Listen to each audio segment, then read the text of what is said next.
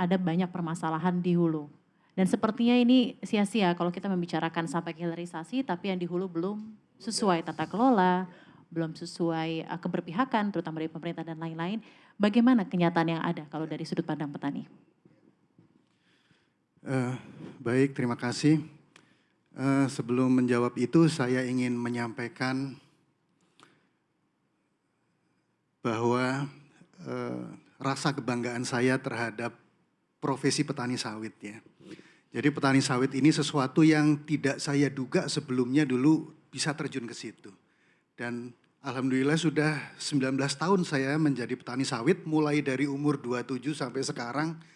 Dan ternyata ini adalah keputusan terbaik yang pernah saya buat dalam hidup saya. Boleh kita berikan tepuk tangan, apresiasi yang luar biasa untuk Pak Ahmad Indradi. Baik Mbak, memang kekurangan-kekurangan cukup banyak ya, kekurangan cukup banyak, hal-hal yang disorot masih kurang sangat banyak. Tetapi juga ada sesuatu yang baik yang juga harus kita sampaikan ya, bahwa ini karena saya diundang sebagai petani sawit milenial ya. Ini profesi petani sawit ini kan tidak menjadi pilihan ya dari anak-anak muda sekarang. Karena memang masalahnya juga banyak, tetapi faktanya juga kebaikannya juga banyak. Jadi apa yang ada di dalam benak generasi muda sekarang ini terhadap petani sawit atau profesi petani sawit itu juga tidak lepas dari apa yang persepsi mereka itu terhadap informasi yang diberikan. Jadi persepsi mereka terhadap profesi petani itu dari pemikiran mereka tentang profesi petani sawit itu sendiri. Dan itu dipengaruhi oleh informasi yang masuk ke dalam pikiran mereka. Kalau informasi tentang profesi petani itu yang disampaikan itu sesuatu yang buruk. Sudah miskin, butut, bau, kerja terus nggak ada berhentinya, lahannya kecil, kemudian harganya tidak menentu dan lain-lain seperti itu ya tentu saja orang untuk menjadi petani itu berpikir 1000 kali karena orang itu cenderung akan menekuni atau menyukai sesuatu yang bisa memenuhi keinginannya. Nah, sementara faktanya itu tidak selalu sejelek itu sebetulnya di lapangan ya. Karena saya ini sudah 19 tahun tinggal di Kalimantan Timur, faktanya kalau Mbak Safrina datang ke sana, rekan-rekan datang ke sana, kita ini petani sawit ini berbeda dengan petani-petani di Jawa. Ya. Di Jawa punya lahan 3/4 hektar, 1/4 hektar itu sesuatu yang mewah karena lahan di Jawa itu kan luasnya hanya harganya per hektar itu mungkin sekarang itu paling murah itu 300 juta.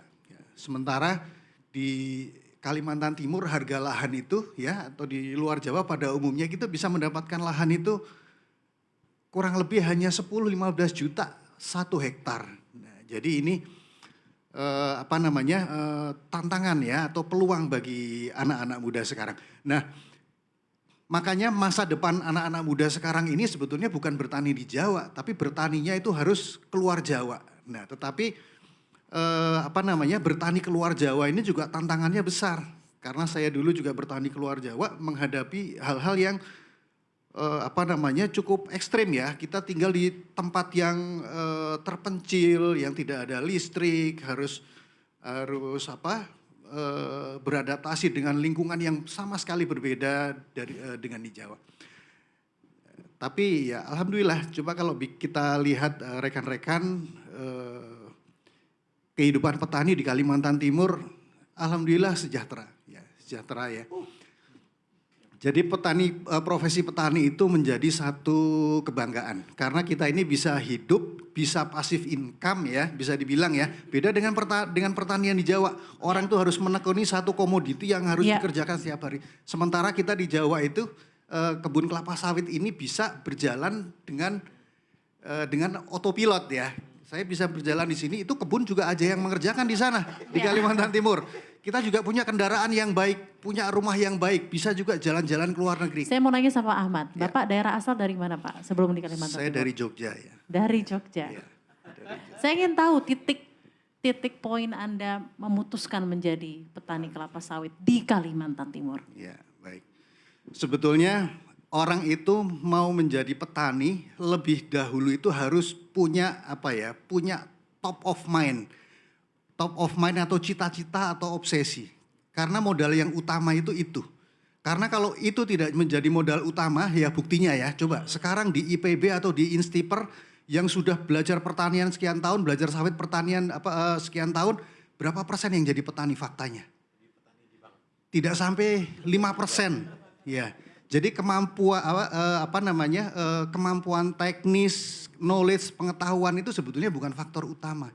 Faktor utamanya adalah bagaimana anak muda ini menjadikan punya profesi kelapa sawit ini obsesi atau top of mind. Karena kalau top of mind itu kita bisa mempunyai kekuatan untuk menghadapi segala tantangan karena itu menjadi top of mind kita. Contoh kita ini mau kenapa orang mau bersusah-susah mendaki gunung? Karena sensasi di atas gunung itu menjadi obsesi bagi mereka. Jadi melewati hawa dingin, jalanan terjal segala macam itu akan dilalui. Nah, Mas Indra, seperti yang tadi Pak Purwadi sampaikan, Prof Budi dan juga Pak Guntur, kan sebenarnya di hulu ini masih ada banyak hal yang harus dibenahi. Ya.